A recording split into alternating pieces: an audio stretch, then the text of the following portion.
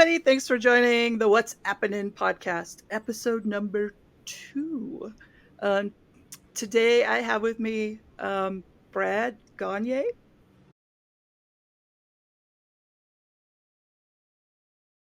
I will let him tell you what his title is, but first of all, my very, very first question is it data or data? I say data, but I think either is acceptable. I think it's kind I of one of those will, things like in Great Britain, they would probably say data. yeah, I will die on that hill. It's data. Don't you dare tell me different. So, all right. So why don't you tell us what your title is and what you do for Wonderman Thompson Apps? Yeah, so my title depends on who we're talking to, but generally, Vice President of Analytics, I guess, is the most traditional way to call it. Sometimes we'll say Vice President of Marketing Sciences, which was kind of like a possible era rebranding of what we do because it was more than just data. We delved into marketing automation and testing and personalization and things like that involved data, but was more on the marketing side. And then more recently, I've been on conversations where I'm the vice president of growth, organic growth, I should say more specifically. Um, What what's organic growth? so I know growth is an annoying buzzword, growth hacking and all sorts of different ways to say it. But what we making your app more discoverable, more downloadable, more sticky, growing the customer lifetime value, all of that through non-paid efforts. So typically, it's like, you know, app store optimization, getting more people to your app store listing, getting more of those people to download, optimizing your push notification strategy, optimizing the in-app purchase flow to get more people to purchase, making the app more sticky through other means. So like we could go into all the details, but that's probably a different conversation.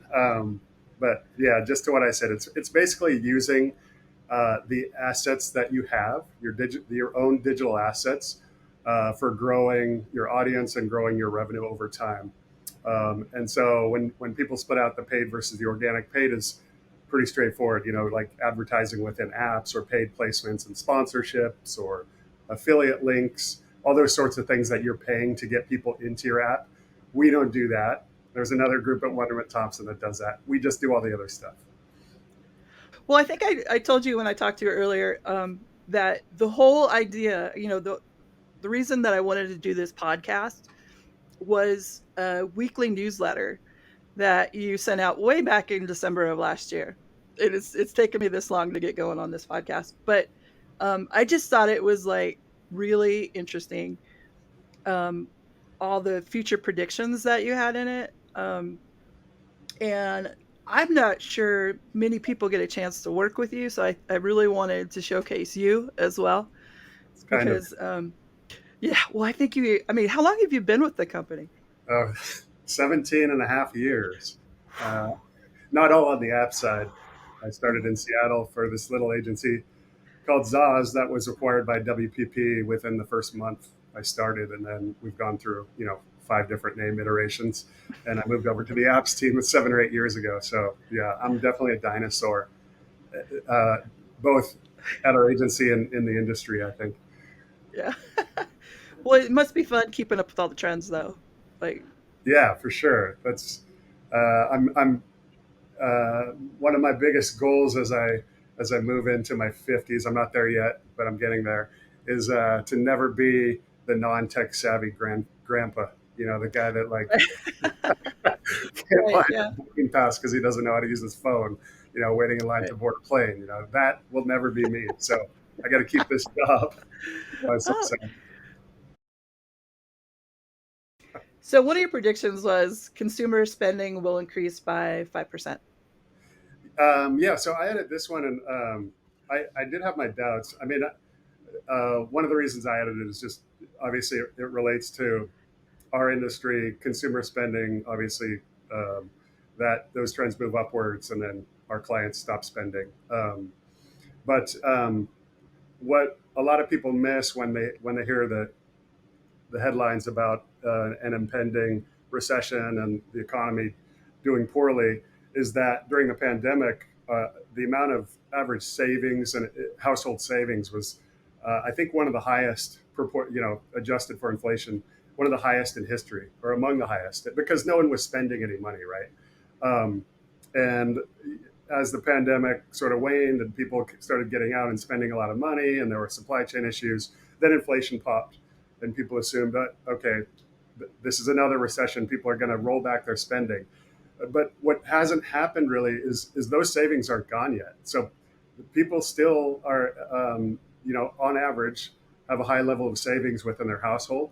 There are also people that tapped into their home equity with really low interest rates, only like 18 to 24 months ago.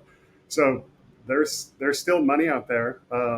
There's conflicting signs about the economy, and there's layoffs in tech, and we could probably go on a tangent there. But I think what that article predicted is coming true. And I think I mentioned to you, like Prime Day is always, Amazon Prime Day is always an indicator.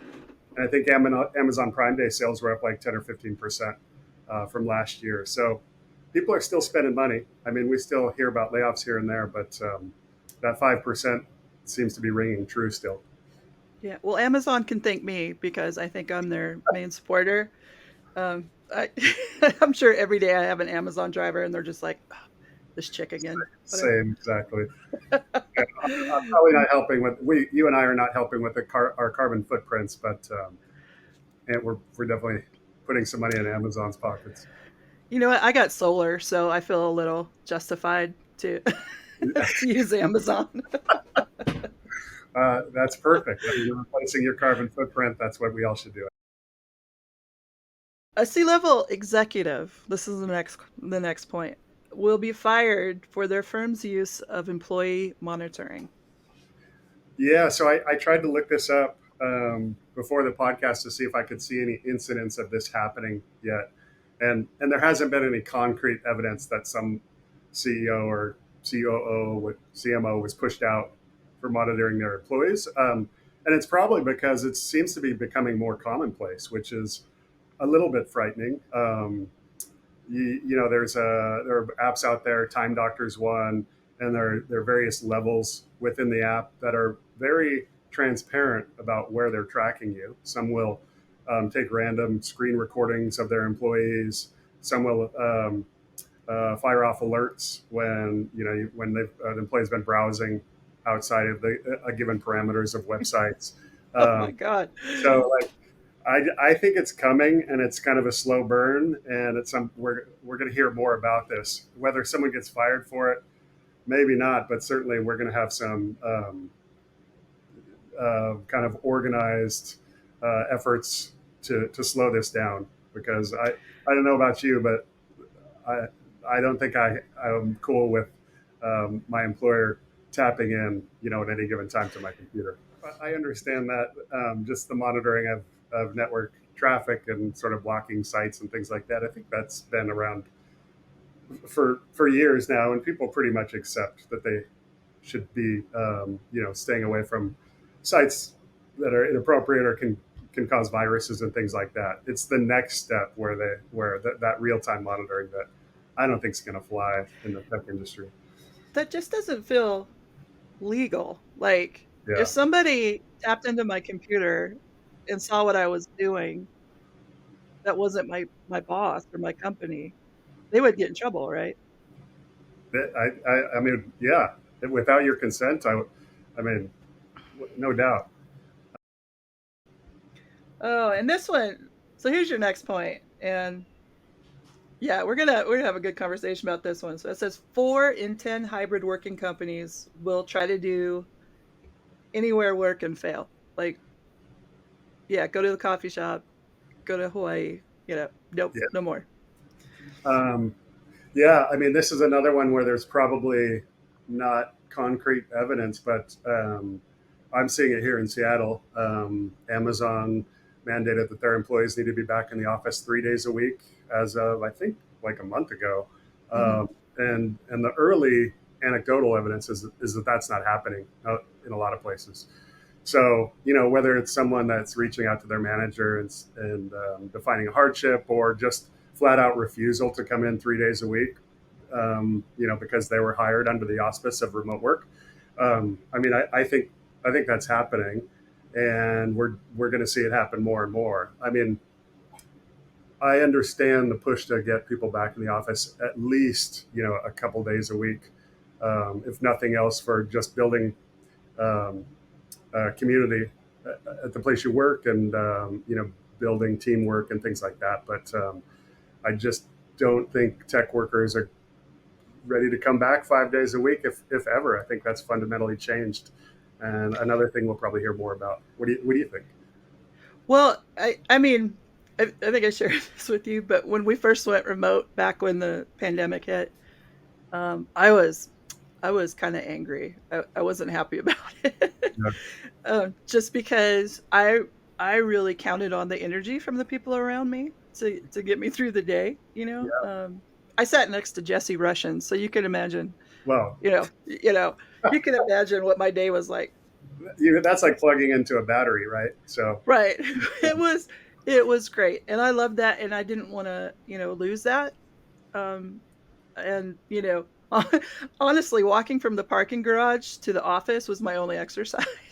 So I was like, oh my god, I'm gonna be like one of those characters from Wall-E, just in my little chairs, like scooting around. yeah, So I can't walk anymore. But I know that. now that go ahead. Yeah. Oh, I was just gonna say I know that feeling. I mean, when I worked downtown, our building was in a really cool space, and we parked. Our parking lot was a couple blocks away, and we'd walk through the Westin Hotel in downtown Seattle to get to work, basically. And Mhm. um, I remember like so many days coming in, just being lethargic and not energized, and the buzz and the feeling of downtown and coming into that office space like Mhm. gave you a little jolt of energy. And I was trying to do that like one day a week, before everybody I knew left. I don't know anybody left Mhm. in that office, but to your point, there is a component of like just motivation and energy. Mhm. It does help. Yeah, there is something to say about commingling actual physical energy, um, in a very um, safe for work way. So, yeah, but so we're kind of talking about this. So I was reading about it, but it said that women, people of color, and especially women of color, are much more happier working from home because you just don't have to deal with all of the nonsense, Yeah, I guess. yeah. So, I mean, I definitely think it's situational. I can totally see scenarios, whether it's just life hardships or just the potential to face more discrimination than the average person. um, could could definitely I can definitely see the motivation behind leaning towards remote work versus in person. Um, yeah, it's really hard to paint a broad brush on who it's right for. I think. yeah, I mean, just try to get me in the office now, though. You'll be in for a fight because I don't want to get up and get dressed and drive. Like I was in my pajamas up till an hour ago. So, um, Same. Yeah, it, I could put a collared shirt on for this.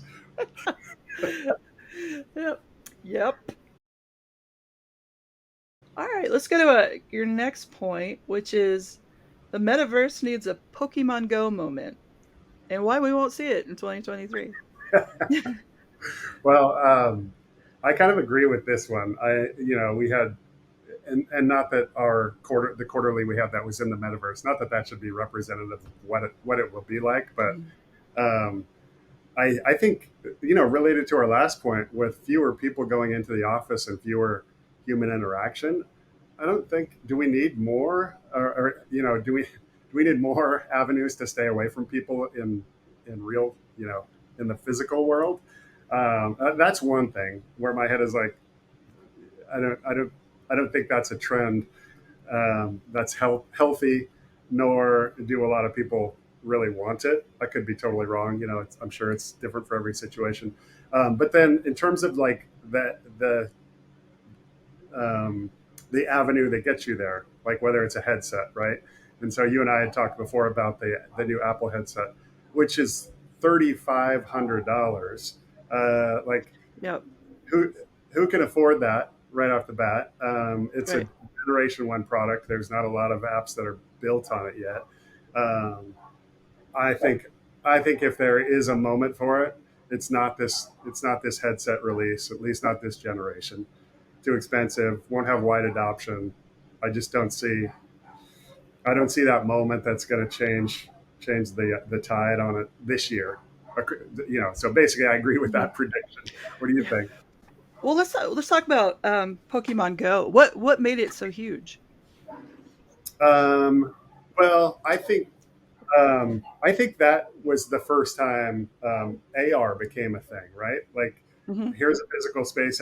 Everyone has a phone, so there's no one had to pay to become a part of it, and they could overlay in this case an image. Eventually, it could be data over something in the physical world. So it was sort of bridging that gap, right? It was taking a character, a Pokemon character, putting them in a physical space, and then sort of you're almost using your imagination within the real world and truly augmenting it. So to me, I mean, the metaverse is very different because I mean, the way I'm thinking of it anyway, it's fully immersive. So I'm sort of rejecting the physical world and then going into the metaverse and doing things. Um, I think it's a much greater leap to get to that point than Pokemon Go was for augmented reality. Like I said, Hmm. like there was no barrier to adoption. It was just fun, and everyone started playing it. And so it made to me it was just sort of the logical next evolution of that thing. Whereas the metaverse needs like some big groundbreaking moment or piece of equipment or um, I I don't know. I'm not smart enough to come up with an idea, especially off the top of my head. But I don't think I don't think we're going to see that anytime soon. Yeah, well, I think one of the things you said would be like critical to the metaverse moment would be free, right? Yeah, Um, People getting in there, and then you still have to buy like the apps, right? So it's like it would definitely have to be a free type thing. Remember when it dropped and I went into work? It was at this third party testing company, and everybody was in the hallway. And I'm like, what is going on here? Why isn't anybody testing? And everybody's just walking around. And I see them walking around out in the parking lot. And I'm just like, what is going on? and, and it turns out it was Pokemon Go, and everybody was trying to, catch them while they could. So, all right. And lastly, it says trust in consumer technology companies will decline by 15%. So, what are these technology companies well, that you're that's yeah, being referenced? that's a good clarification because, and I did a little bit of research before we talked. Trust in technology companies overall, if you talk about like manufacturers, and that includes like, your Sony's, Samsungs of the world, um, trust is actually one of the highest among the tech industry is actually much higher than just about every other industry. But I think that hides the behemoths that we see that are driven through advertising revenue. So Google, Facebook, Apple, to a lesser extent, probably, that make money consuming the data that you give them. All right. And so the the trust has already been low, but the more you hear about the data that they're consuming, as a trade-off for you using their free product, the less, um, the more erosion of trust is occurring. And so again, that's another thing where I don't. I've seen studies that are showing declining trust in those types of tech companies that are specific to advertising and data collection. But the overall industry, manufacturers, and everything else touching tech, that's more of a blip on their screen. So I think that prediction was more about um, the advertising companies that are continuing to erode trust, and Twitter is another example that's not helping in that regard. Twitter. Well, what do you think about? I'm going off on a tangent here, but what do you think about Threads, Facebook's Twitter Uh, alternative? I like it. I started using it maybe a couple weeks ago, or a couple days after the launch. I can't remember what day that was, but um, I immediately had a full um, feed, I guess you would call it. Mhm. And the people I followed on Instagram were some of them were pretty prolific right out of the box on Thread, because a few of them couldn't stand Elon Musk and they were dying for something else.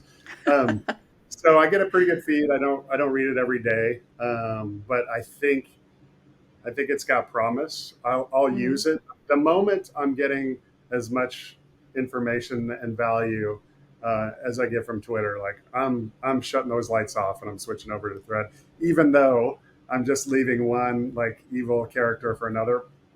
Potentially, if we talk about trust, Zuckerberg It's versus right. versus Musk.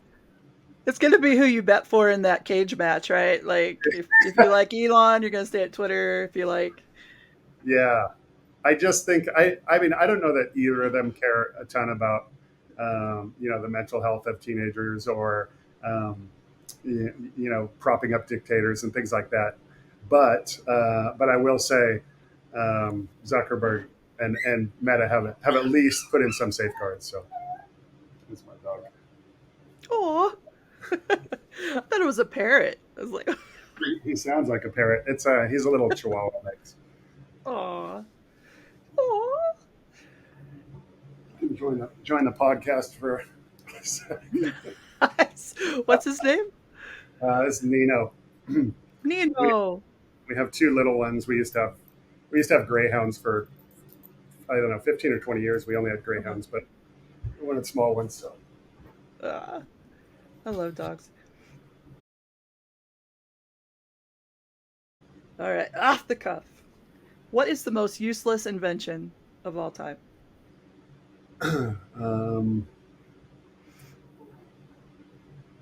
the first things that pop into my head are kitchen utensils. Um,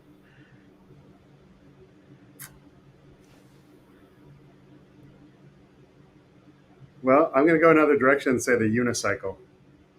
Oh yeah. You occasionally see a hipster riding through downtown Seattle on a unicycle, but that's more for attention than anything else. There's no practical purpose for that thing. Put Or another those wheel. those big wheel bicycles. We've seen a couple in downtown Denver. It was like, how did you get on that? Makes no sense. Other than for carnivals, well, or circuses and hipsters trying to show off, you shouldn't have a unicycle. The hipster cycle. All right. So, what Disney princess would make the best spy? The best spy. Mm-hmm. Okay. Uh, I guess Snow White. That's timely because they're doing live action Snow White. She could pretend that she was asleep and probably sneak into things at night when everyone's asleep. I think she probably has the means to spy on people. I would go with Mulan because she totally had them fooled, right? But she was a dude. That's okay. That's a good point. She has the art of obfuscation down. Yeah, yeah. There's no right or wrong. Which celebrity would you like to switch lives with? uh, hmm.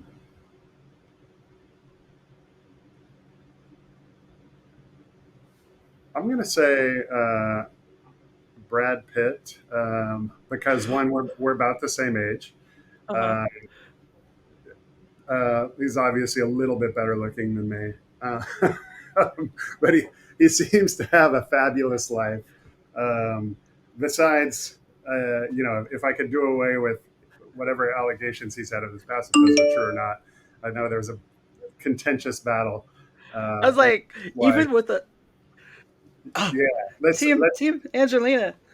let's say all of Angelina's accusations are totally false, then that's who I would choose. I mean, the guy owned a winery in the south of France, so I think that's pretty cool. I'd like to do that. Oh, that would be cool. Oh, what's the most interesting place you've ever been to? Croatia. So, Oh, when were um, you there? that was like I want to say 4 or 5 years ago. I don't know. The older I get, the more off I am on timing. I think it was about that long ago, and there's just so much to see there. We spent 3 or 4 days on a sailboat going to different islands, and it's relatively cheap. Like you would think, this vacation I was on was a once in a lifetime. In terms of the price, it was like a fraction of that. Um, we saw the game. The Dubrovnik has the castle where parts of Game of Thrones is filmed. There's just so much to see there that, and not a lot of people are going to a lot of those spots. That might have changed by now, but at that point, it was still a little bit undiscovered. So I just want to go back.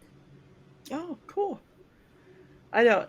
The only time I've been out of the country is when I was in the Navy, and Yeah. it was just mostly base bars that I saw. So, What was your favorite? let's see, Hong Kong. I'd have to Oh, say, yeah, that was really the only place that we really got to go out, and we went to the Philippines, but you know, it was just sad. I think more.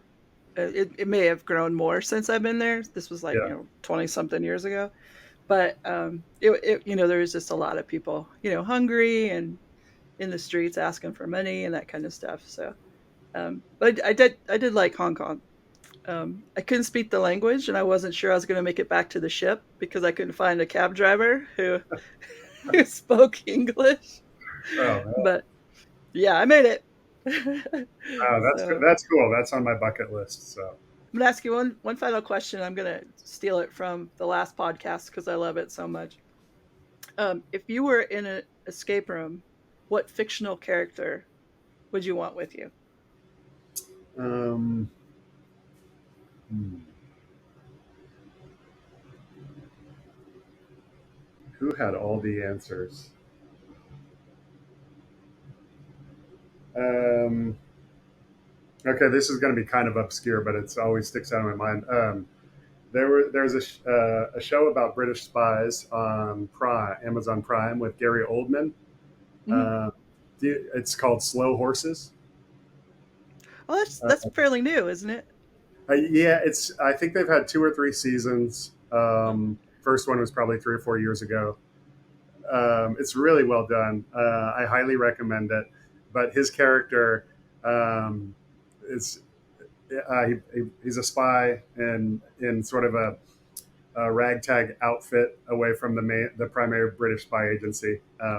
And this is where the cast-offs go that they made a big mistake when they were working for, I can't remember the agency name, basically their version of the FBI or CIA. And this guy seems to have all the answers for everything, and it's very in depth, and you're sort of like, how did he know that? But you can see how he knew that later. He's just always one step ahead. That guy could get me out of any escape room anywhere in the world. I think. Do you have one? I'll have to check it out. Do I have a fictional character? Um, I'll take MacGyver.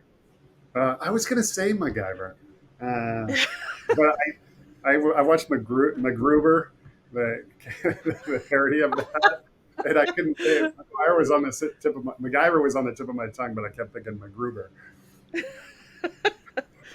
All right. So the flip side is what person, and it can't be me, from Wonderman Thompson apps would you take in an escape room with you? Oh, um, I did watch most of the last episode with Weathers. Um, I didn't get to that part of the question with him, but just watching him in the first 15 minutes solidified in my mind that he was the guy I would take into an escape room. Very Yeah. logical, seems to have like an encyclopedia up in his brain that no one knows about, and you can just sort of open it in the escape room and find out whatever you need to know. Yeah. He was like when we were all in the office in Denver and he was around Denver, I had no idea what he did. I was just like, who is this guy? What is he doing? because he didn't seem to be on any project or anything like that. So I'm glad he got he's our vice president of technology, because now I know what he does. I can say, like, oh, Yeah. that's what he does. No, I mean, he could probably do anything. He knows that. He seems to know everything. I always think about the first time I met him and hung out with him. We went out to have a few drinks, and he had to get up early, so he was drinking coffee. Well, not because, but he didn't wasn't having any alcoholic drinks, so he was just drinking coffee, and he had like 10 cups. He just kept ordering coffee, and I was like, "What are you doing? You have to get up in the morning." It's You like have to get up. it's all decaf. And I said, you just drank 10 cups of decaf coffee. Like, I've never met anybody that drank decaf coffee, number one, and 10 cups, number two. But that just went to show me that he's an eccentric genius, and there's something behind it all. Well, now he has a new tattoo, Oh, he does. so we can get Flutter Lover up on his forehead. I don't know if you saw that part, and now we can have eccentric genius like right across his chest. I think that would That's be perfect for him. be Yeah. really great. Well, Brad, thank you so much. I appreciate your time today. It was great getting to know you, because, like I said, you're kind of our mystery shadow man. That's your Well, tattoo. Mr. Shadow Man. I'll get it on my back, upper back, not lower. But this was fun. Oh, good, good. Well, Thanks for. thank you for just giving me this idea, because I'm having a lot of fun with it, and I think it's really cool to get spotlight some of the people that we don't really get to talk to. So again, thank you so much. I appreciate it. All right. Take care, and we'll talk soon.